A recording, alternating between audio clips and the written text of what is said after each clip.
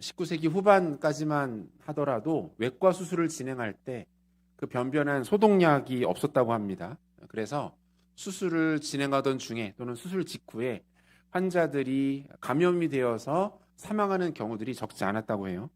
당시 영국에서 외과 의사로 활동하던 조셉 리스터라는 사람이 있었습니다. 이 사람이 인체에 무해하면서도 효과가 좋은 소독 약품을 개발해내는 데에 성공합니다. 인체에 무해했기 때문에 수술실에서 의학 용도로 사용한 것뿐만 아니라 여러 용도로 사용되기 시작했어요. 이것이 상업적으로는 당시에 비듬 치료제로 많이 활용이 되어서 인기를 끌었다고 합니다. 이 약품으로 머리를 감으면 비듬이 치료된다, 뭐 이런 효능도 있었고, 이후에는 입안의 세균들을 제거하는 약품으로 출시가 되었는데, 우리에게는 이 개발자의 이름을 딴 리스테린이라는 상품으로 잘 알려져 있는 것이 바로 이 제품입니다. 그러니까 우리가 지금 사용하고 있는 것은 본래 처음 만들어진 의도와는 다른 목적으로 사용이 되고 있는 거죠. 또 하나 소개해드리면, 미국이 제1차 세계대전에 참전했을 때 그 부상당한 병사들을 치료하기 위해서 붕대와 거즈가 많이 필요했는데, 미국이 갑작스럽게 참전하는 바람에 의약용품이 많이 부족했다는 거예요.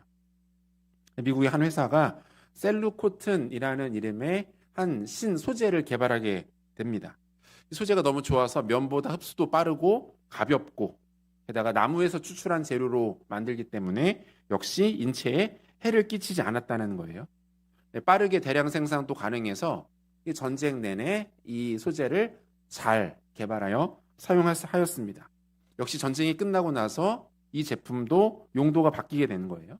1924년에 그동안 군수 물자로만 사용하던 이 제품을 다른 이름으로 내놓았는데, 그게 뭐냐면 우리 한 장씩 뽑아 쓰는 크리넥스. 이 제품도 지금 아주 지금까지도 전 세계 곳곳에서 많은 사랑을 받으며 큰 성공을 거두고 있죠. 이것도 마찬가지죠. 본래 의도와는 다른 목적으로 사용되고 있는 겁니다. 뭐 이러한 것들은 바람직한 변화죠. 처음에 또 다른 목적을 위해서 사용했다가 그 필요가 바뀌면서 다른 것으로 인류에게 유익을 끼치는 것들. 하지만 이것과는 다르게 본래의 의미와는 다르게 악용되거나 오용되는 것들도 이 세상에 참 많은 것들을 보게 됩니다. 오늘 본문에 등장하는 성령의 9가지 열매, 그리고 이것에 대한 지식과 상식들이 동일하게 이렇습니다. 각 단어와 개념들이 쭉 소개가 되고 있는데 우리에게 익숙한 표현들이에요. 많이 들었던 단어, 또 워낙 유명한 본문이잖아요. 그러다 보니까 우리가 일반적으로 알고 있는 각각의 내용들이 성경이 진짜 말하고자 하는 것과는 전혀 다르게 오용되고 있는 경우들이 많다라는 겁니다.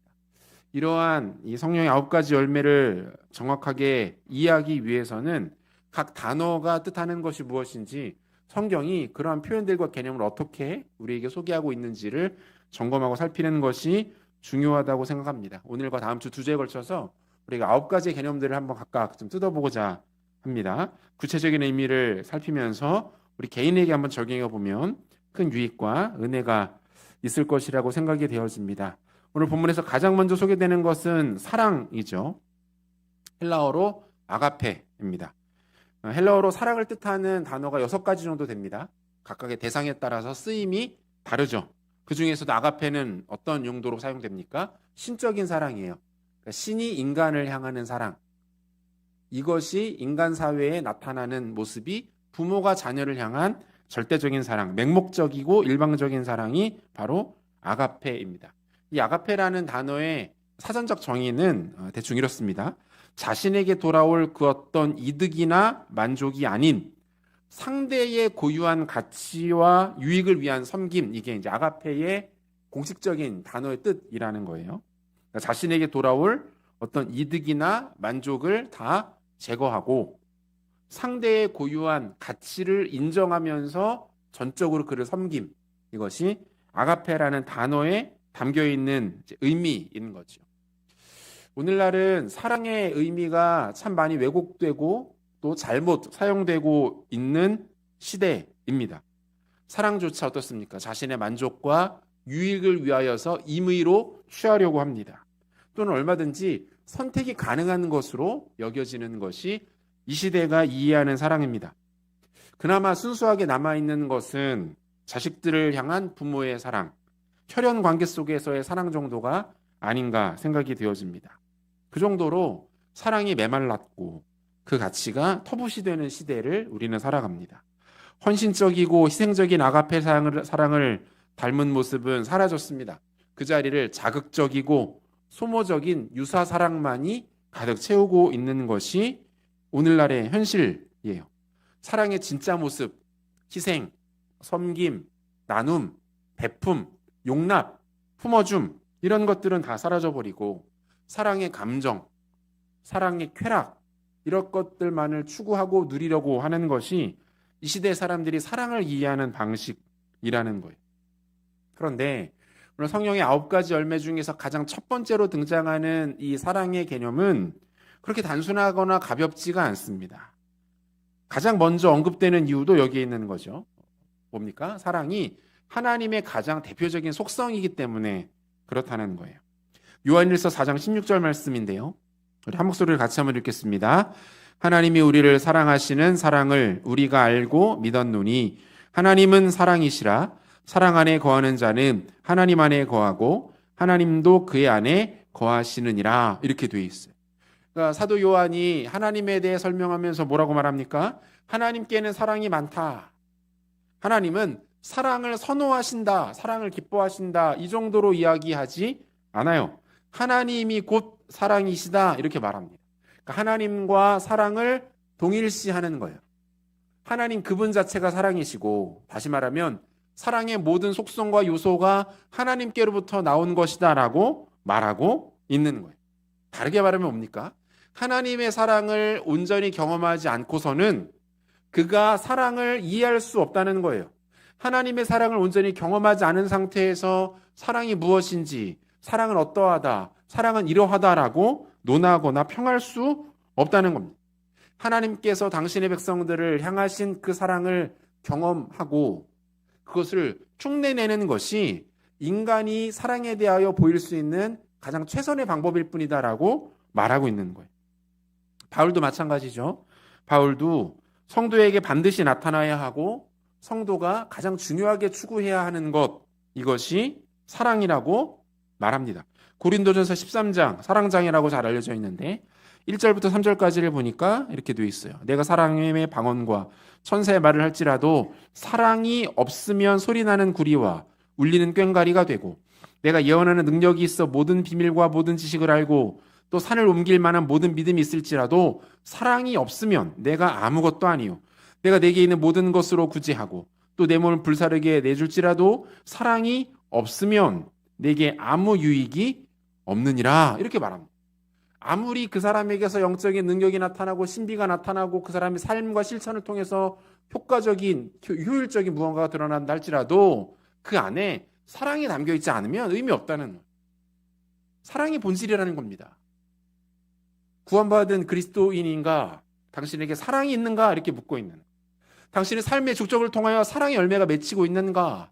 당신의 언행심사 가운데 사랑의 열매가 나타나고 있는가? 그것이 진짜 성도라고 말하고 있는 거죠. 사랑하면 떠오르는 인물 중에 손양원 목사님이라는 분이 있습니다. 우리 잘 알고 있는 분이죠. 오죽하면 별명이 사랑의 원자탄이에요. 사랑의 원자탄. 그 정도로 사랑이 많았던 분이다. 이 목사님과 관련된 이야기를 우리가 잘 압니다. 목사님에게 2명의 아들이 있었는데 1948년 여수순천 사건 당시 반란군이자 공산주의자였던 안재선에 의해서 총살을 당하게 됩니다. 하지만 손영원 목사님은 법원에 자신의 2 아들을 죽인 원수를 용서해 줄 것을 촉구했고 나아가 살인자이자 공산주의자였던 그를 자신의 양아들로 입양하게 됩니다. 단순히 자신의 어떤 고상함을 드러내고 품격을 나타내기 위한 정도의 행동이 아니죠. 그 정도의 목적을 가지고 할 수 있는 일들이 아니잖아요. 손양원 목사님의 이러한 사랑은 뭡니까? 상식을 뛰어넘은 사랑입니다. 아마 주변 사람들은 미쳤다고 했을 거예요. 목사님의 따님조차도 오랜 시간 동안 아버지 행동에 대해서 이해하지 못하여 마음을 졸이는 날들이 많았다라고 훗날 고백합니다. 사랑에 대한 기존의 모든 문법을 깨뜨리는 모습이 그분에게서 나타나요. 무엇을 말합니까? 이러한 사랑이 한 인간 안에서 자체적으로 발원하여 흘러가는 그러한 종류의 것이 아니라는 것을 보여주는 겁니다. 사랑해야겠다. 사랑하자. 나는 태생적으로 정이 많고 사람이 따뜻하고 남들을 돕기를 좋아하니까 이 정도의 조건을 가지고 할 수 있는 사랑이 아니라는 것. 위로부터 부어지지 않으면 곤란한 겁니다. 위로부터 부어지는 강력한 영적인 공급이 없이는 이러한 사랑의 실천이 나타날 수 없는 거예요. 위로부터 부어지는 하나님의 사랑이 나라를 존재를 가득 채우고 나를 뛰어넘어 흘러가서 뻗어나가지 않으면 일어날 수 없는 사랑의 열매라는 거예요. 사랑하는 성도 여러분, 성령 충만한 하나님의 사람들에게 공통적으로 나타나는 가장 중요한 특징이에요. 뭡니까? 사랑이 솟아나. 예수님을 극적으로 만나서 회심의 강력한 경험을 가지고 있는 분들하고 대화를 나누다 보면 이런 고백들을 하시는 경우들 많이 봅니다. 자기가 예수님 만난 직후에 성령께서 그 마음 가운데 찾아가시는 거죠. 그 직후에 세상의 모든 것이 아름다워 보였다. 이런 고백들을 하세요. 그렇게 꼴보기 싫고 미워 보였던 그 사람이 사랑스러워 보이고 지저분하고 더러워 보이고 만족스럽지 못했던 그것들이 밝아 보이고 이뻐 보이고 사랑스러워 보이더라. 이런 고백들 많이 합니다. 이게 뭡니까? 성령 충만과 사랑이 매우 긴밀한 연관 관계를 갖는다라는 것을 알 수 있는 거죠. 두 번째는 희락입니다. 헬라어로 카라라는 단어인데 이것은 단순한 기쁨이나 즐거움의 감정이 아니에요. 희락은 감정이 아닙니다. 희락은 하나님을 기뻐하는 것이 희락이에요. 기쁨과 즐거움이라는 감정으로 나타나는데 그것의 원인과 목표가 분명한 상태. 이게 희락이에요. 그래서 희락, 카라는 다른 것으로 인하여 기뻐하는 것을 희락이라고 말하지 않습니다. 하나님을 기뻐하는 것이 희락이라는 거예요. 여러분, 하나님 때문에 기뻐하는 것과 하나님을 기뻐하는 것은 다른 겁니다. 다른 거예요. 하나님 때문에 기뻐하는 것은 생각보다 어렵지 않을 수 있습니다. 우리가 기도응답을 받으면 하나님 때문에 기뻐하게 되죠. 하나님 나에게 복을 주시고 은혜를 주시고 문제를 해결해 주시고 앞길을 열어주시면 하나님이 나를 도우셨기 때문에 기쁨이 생깁니다. 건강이 회복되고 자녀가 좋은 학교 들어가고 좋은 데 취직하면 기쁨이 넘치죠. 하나님이 나에게 복 주시는 것에 대하여 기쁨이 있습니다. 이것을 의미 없다라고 말씀드리는 게 아니에요. 그런데 오늘 본문에서 말하는 희락은 이것과는 다른 종류라는 겁니다. 희락은 본질적인 기쁨이에요. 하나님을 기뻐하는 거예요. 그러니까 하나님이 나에게 잘해주셔서 나에게 복을 주셔서 나를 지켜주셔서 기뻐하는 것이 아니라 그분 자체를 기뻐하는 것이 희락인 것이죠. 우리가 잘 알고 있는 웨스트민스터 신앙 고백 첫 번째 질문, 사람의 제일 되는 목적은 무엇인가? 그 답이 뭐죠? 하나님을 영화롭게 하는 것과 영원토록 그를 즐거워하는 것이다. 영원토록 그를 즐거워하는 것이다. 이게 희락이에요. 영원토록 그분을 즐거워하는 것. 하나님이 나에게 무엇을 주셨고 어떤 것들을 허락하셨고 어떻게 인도하셨고 그것도 물론 감사하고 기쁜 일이지만 희락은 그보다 더 깊은 본질적인 기쁨이에요. 하나님을 기뻐하기 때문에 상황과 환경을 뛰어넘습니다. 하나님이 나에게 은혜를 주시면 그 자체로 기쁘고 때로는 시련과 환난을 만나게 하셔도 기쁘고 흔들리지 않는 하나님을 향한 기쁨, 하나님을 기뻐하는 것, 이것이 희락이다.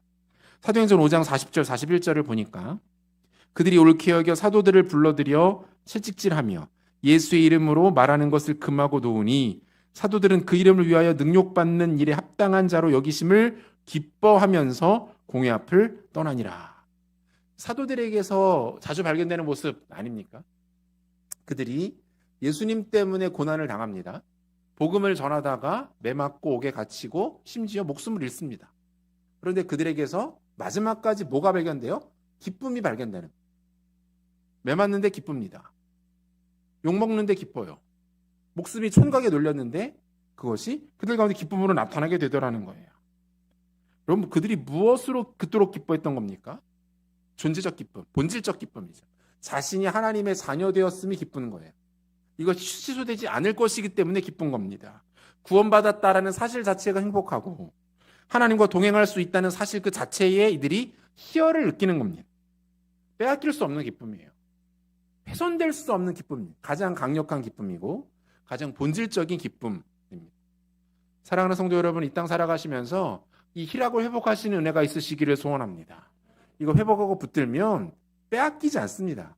아무리 상황이 바뀌고 어려워지고 위기와 시련이 찾아와도 이 기쁨이 빼앗기지가 않는 거예요. 하나님이 변하시지 않는 한 이 기쁨이 흔들리지 않게 된다. 세 번째는 화평입니다. 화평은 헬라어로 에이레네라는 단어로 사용되어지는데 이 헬라어 에이레네가 우리에게 익숙한 히브리 단어로 샬롬이에요. 화평은 다른 말로 평안 이런 뜻이 되는 거죠. 그런데 이거의 단어의 어원적 의미는 뭐냐면 화평이라는 단어의 어원적 의미는 하나님께 기초를 두다 이런 뜻이 있어요. 하나님께 기초를 두다. 이게 엄청난 의미죠. 하나님께 모든 것의 기초를 두었기 때문에 어떻습니까? 기초가 하나님께 있기 때문에 내가 위태로워지거나 흔들릴 수 있는 조건은 단 하나예요. 뭐예요? 하나님이 위태로워지셔야 되는 거예요. 그런데 그것은 불가능한 일이죠. 하나님이 위태로워지거나 그분이 공경에 처하시거나 그분이 패배하게 되면 나도 위태로워지지만 그럴 일들은 존재하지 않는 거예요. 여러분, 인생의 기초를 어디에 두는가가 우리의 삶에 있어서 매우 중요합니다. 인생의 기초를 재산에 두고 있는 사람들을 참 많이 봅니다. 어떻습니까? 경제적 파산과 함께 그 인생도 함께 무너집니다. 통장에 찍혀있는 숫자 몇 개가 사라지면서 그 사람의 인생 전체가 사라져요. 손에 쥐어있는 종이 쪼가리 몇 개가 없어지면서 그 사람의 한 사람의 인생이 무너지는 일들이 일어나게 됩니다. 인생의 기초를 권력과 명예 위에 두었던 사람도 마찬가지 아닙니까? 그것을 이름과 동시에 가장 비참한 나락으로 그 인생이 떨어지는 것들을 보게 돼요. 자신의 인생의 기초를 인기나 쾌락에 두었던 사람들이 그것을 유지하기 위해서 결국은 잘못된 선택, 약물에 의존하고 불법에 의존하는 것들을 종종 보게 됩니다. 뭡니까? 이러한 인생들은 절대로 이 화평을 맛보지 못하게 되는 이것이 무엇인지를 모르는 거예요. 이사야 28장 16절 말씀인데요. 우리 한 목소리로 같이 읽겠습니다. 그러므로 주 여호와께서 이같이 이르시되 보라 내가 한 돌을 시온에 두어 기초를 삼았노니 곧 시험한 돌이요 귀하고 견고한 기초돌이라 그것을 믿는 이는 다급하게 되지 아니하리로다. 이렇게 말씀해요. 기초를 견고한 기초돌 위에 두는 자는 다급해하지 않게 될 것이다. 모든 것이 흔들리고 위태로워지고 곤경에 처할지라도 그 사람은 흔들리지 않는다는 거예요. 시편 18편 2절도 한번 같이 읽어보도록 하겠습니다. 같이 읽겠습니다. 여호와는 나의 반석이시요 나의 요새시요 나를 건지시는 이시요 나의 하나님이시요 내가 그 안에 피할 나의 바위시요 나의 방패시요 나의 구원의 뿌리시요 나의 산성이시로다. 다윗의 고백 아닙니까? 다윗이 왕으로 기름 부음 받은 이후에도 약 10여 년 정도를 도피 생활을 합니다. 광야를 전전하고 목숨을 구걸하며 도망다녀요. 얼마나 답답하고 힘들었을까요? 그러니까 이 정도 되면은 당연히 하나님에 대해서 의심했을 법도 하죠. 기름 부으셨는데 왕으로 삼겠다 하셨는데 그 진짜야? 내가 믿어도 돼? 언제까지 이러고 살아야 돼?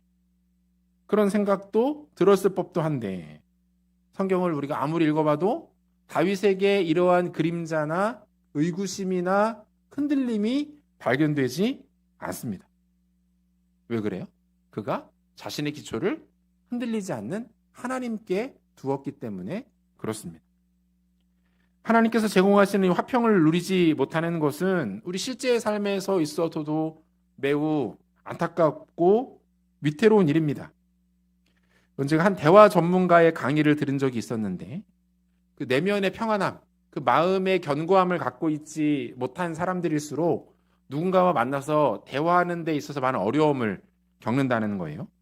대화를 조금만 하게 되면 결국은 오해가 쌓이게 되고 결국은 가까운 사이일수록 다투고 마음이 상하는 일들이 반복된다는 거예요. 여러 이유로 중심이 불안한 사람들이 해석의 왜곡성과 불신의 신념이라는 것을 공통적으로 갖고 있대요. 그러니까 해석의 왜곡성이라는 건 뭐냐면 타인이 보이는 단순한 호의 또는 인간적인 접근에 대해서 왜곡해서 보는 거예요. 예를 들면 뭐 이러는 거예요. 제가 당신께 차 한 잔 대접하겠습니다. 저랑 한번 식사 한번 같이 하시죠. 할 수 있는 이야기잖아요. 호의죠. 이 사람에게 관심이 있고 가까이 교제하고 싶어서 던지는 말인데, 이러한 제안들을 이 해석의 왜곡성을 갖고 있는 사람들은 왜곡해서 본다는 거예요. 갑자기 나한테 왜 잘해주지? 나한테 무슨 꿍꿍이를 갖고 있나? 나한테 일 시키려고 하나? 제가 이렇게 청년들한테 예전에 사역할 때 이렇게 전화를 할 때가 있어요. 진짜 순수한 마음으로. 잘 지내나 궁금한가? 요즘 어떻게 지내나? 전화를 하면은 해석의 왜곡성으로 반응해요. 목사님, 뭐 시키시려고요?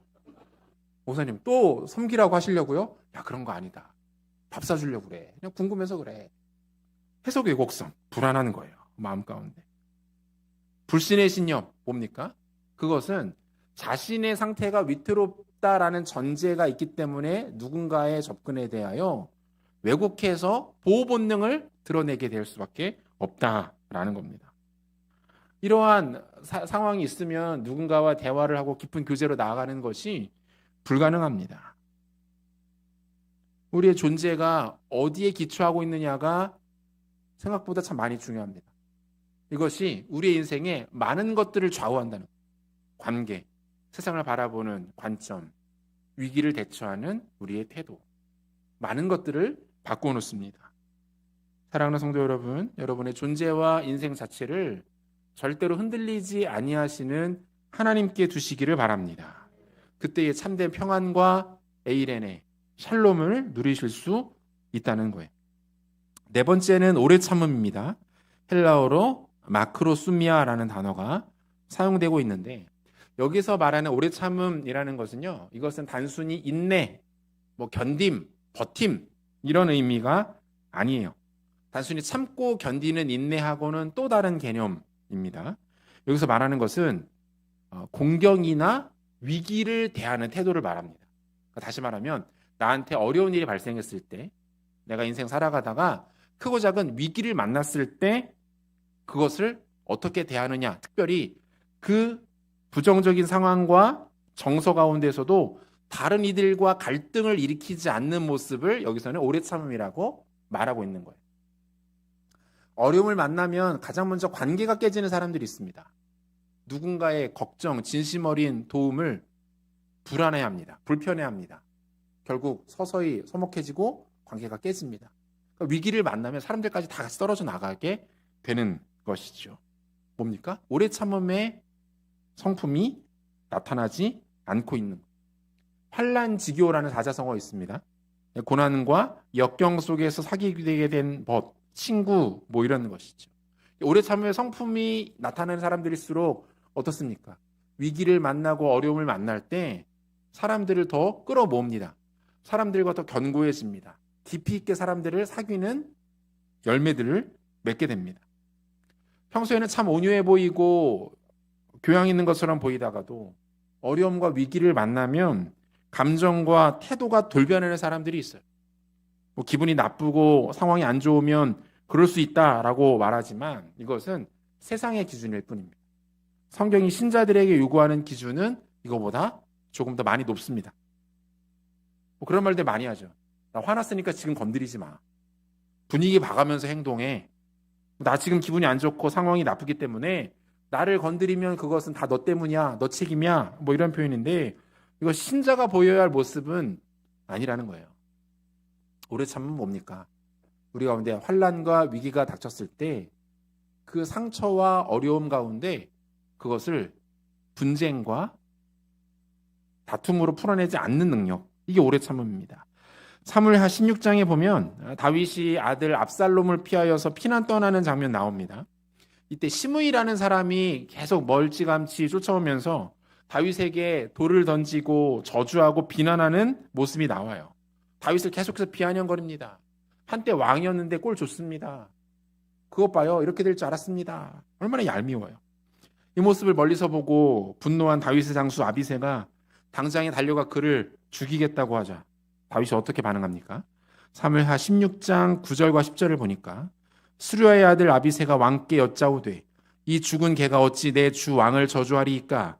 청하건대 내가 건너가서 그의 머리를 베게 하소서 하니 왕이 이르되 스루야의 아들들아 내가 너희와 무슨 상관이 있느냐? 그가 저주하는 것은 여호와께서 그에게 다윗을 저주하라 하심이니 네가 어찌 그리하였느냐 할 자가 누구겠느냐 하고 이렇게 말해요. 여기서 이 다윗이 나타내는 반응이 이 오래 참음이에요. 감정과 그 관계를 자신의 주관적인 시각으로 보는 게 아니라 하나님의 관점과 시각으로 접근합니다. 그리고 그것을 가지고 풀어내니까 이 상황이 이에게서 오히려 은혜롭게 흘러가고 있는 것들을 보게 된다라는 겁니다. 쉽지 않은 모습이에요. 하지만 구원받은 신자에게, 성령의 충만함을 경험한 성도에게 나타나는 가장 본질적이면서도 그 진가를 드러내는 모습이라고 말할 수가 있습니다. 마지막은 자비입니다. 오늘은 5가지만 볼 건데, 헬라어로 크리스토테스라는 단어가 쓰이고 있어요. 여기서 말하는 자비는 단순한 동정이 아닙니다. 여기에서의 자비는 전제가 있는데 무엇이냐면 자신의 연약함을 드러내면서 다른 이를 섬기는 거예요. 어떤 우위에 서서 나는 여유가 있고 강하고 많은 것이 있기 때문에 그렇지 못한 너를 도울게 라는 수직적 관계 또는 상하 관계에서의 도움이 아닙니다. 자신을 먼저 그와 같은 모습으로 낮추고 그와 같이 낮아졌기 때문에 충분한 공감을 통해서 누군가를 섬기는 모습이 뭐예요? 자비, 크리스토테레스라는 단어인 거예요. 가장 대표적인 모습이 뭡니까? 그리스도의 성육신, 인카네이션이겠죠.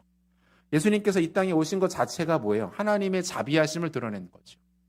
그럴 필요가 없으신 분이 자신을 인간과 같이 한없이 낮추셔서 인간의 삶 속에 시공간 가운데 들어오십니다.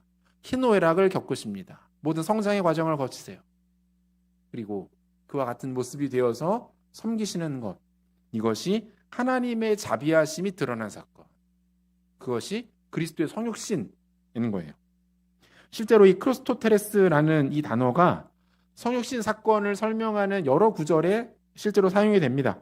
에베소서 2장 7절, 이는 그리스도 예수 안에서 우리에게 자비하심으로써 그 은혜의 지극히 풍성함을 오는 여러 세대에 나타내려 하심이라, 이렇게 돼 있고, 에베소 4장 32절에도 보면 서로 친절하게 하며 불쌍히 여기며 서로 용서하기를 하나님이 그리스도 안에서 너희를 용서하심과 같이 하라. 여기서 친절이라는 단어가 크레스토테스라는 단어, 자비라는 단어가 사용되고 있습니다. 그러니까 내가 먼저 그리스도의 은혜를 통하여서 죄사함을 받고 하나님의 자녀가 되는 특권을 누리게 된 사람은 어때요? 본능적으로 이 자비를 흉내내기 시작합니다. 누군가에 대하여 용납합니다. 그를 품어내기 시작합니다. 그의 잘못을 눈 감아줍니다. 그의 연약함을 참고 견뎌주게 되는 거예요. 받은 대로 섬길 수 있는 거예요. 받았기 때문에 그렇게 할 수 있는 거예요. 마태복음 18장에 보면 1만 달란트 탕감받은 자의 이야기가 소개됩니다. 우리가 잘 아는 내용이죠.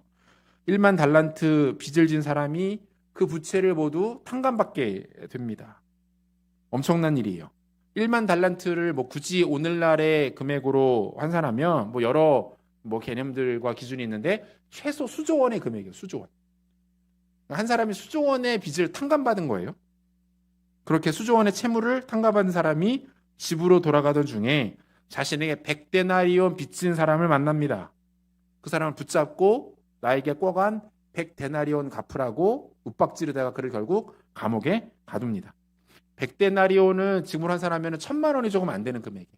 적은 돈은 아니지만 수조 원의 빚을 탕감받은 사람이 1,000만 원을 되찾겠다고 누군가를 잡고 윽박지르고 그를 감옥에 가두는 사건.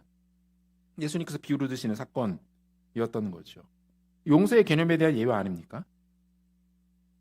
그에게 자비가 없는 거예요. 자비가 없는 거예요. 하나님의 자비가 이미 우리에게 임했습니다.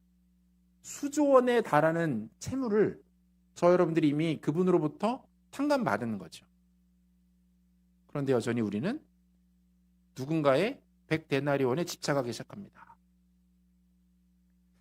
안타깝게도 신앙생활을 오래 하셔서 자연스럽게 그렇게 되는 것 같아요. 부지불식 간에. 신앙적, 종교적 기준과 틀이 우리 안에 들어옵니다. 그래서 그 틀과 기준을 가지고 교회 안에 다른 이들을 살피기 시작해요. 신앙생활을 오래 하고 나름 헌신하고 또 종교적인 습관이 배웠기 때문에 그 기준이 낮지 않습니다. 그 기준으로 쭉 스캔하기 시작하면 많은 분들이 거기에 걸려 버립니다. 마음 가운데 그런 마음이 들어오는 거예요. 저 사람은 왜 저래? 예배 드리는 태도가 왜 저래? 교회에서 꼭 저렇게 행동을 해야 되겠어? 저렇게 하면 안 되는데. 판단하고 정죄하기 시작합니다. 자비가 그 가운데 나타나고 있지 않은 거죠. 혼자서 이런 생각을 하고 있다면 그것은 교만함이 될 것이고, 둘 이상의 사람과 그것을 나누면 수금거림이 될 거예요. 하나님의 자비와 용납하심, 맹목적인 받아주심이 없었다면 지금의 저 여러분들은 존재할 수 없습니다. 교회 내에서 누군가를 판단하고 다른 이를 정죄하는 모습은 내가 하나님의 자비를 잊고 살아간다라는 것을 증명하는 것밖에 되지 않습니다.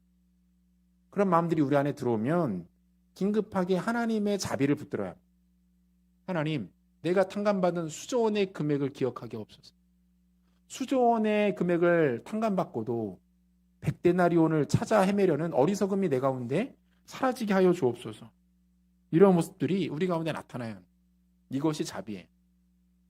사랑하는 성도 여러분, 그리고 오늘은 사랑의 열매, 성령의 열매들에 대하여 5가지를 먼저 우선적으로 살폈습니다. 그 내용들을 다 우리가 듣고 구체적으로 확인하고 나니까 아마 더 마음 가운데 어려움이 생기셨을 것 같아요. 추구하려는 것이 쉽지가 않구나. 하지만 우리가 지난주에도 말씀드린 것처럼 성령의 열매는 우리 가운데 점진적으로 맺히게 됩니다. 그것이 한 방향을 향하여서 꾸준히 성실하게 나아가 열매 맺는 거예요. 그리고 그 일들을 하나님이 하십니다. 우리의 반응은 무엇입니까?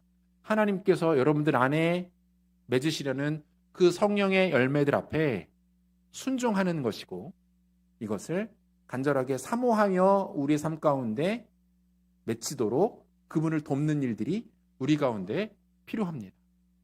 오늘 말씀을 들으면서 이 5가지의 모습들이 우리 가운데 사모함이 되셨다면 여러분들 안에 이 일들이 시작되고 있는 것인 줄로 믿으시기를 바랍니다. 나는 부족하지만 내 안에 사랑이 있었으면 좋겠고, 희락과 화평과 오래 참음과 자비가 있었으면 좋겠다. 이러한 모습들이 내 삶 가운데, 인격 가운데, 언행 심사 가운데 나타났으면 좋겠다. 주님, 그렇게 되기를 바랍니다. 간절히 사모합니다. 라는 마음들이 여러분 안에 있다면 하나님께서 여러분들 안에 이 일들을 이미 시작하신 것입니다. 순종과 예배를 통하여서 더욱더 하나님 앞에 몸부림치며 씨름함을 통하여서 아름다운 성령의 열매를 맺어가시고 완성해 나가시는 지혜로운 하나님의 백성들 되시기를 우리 구주 예수 그리스도의 이름으로 축원합니다.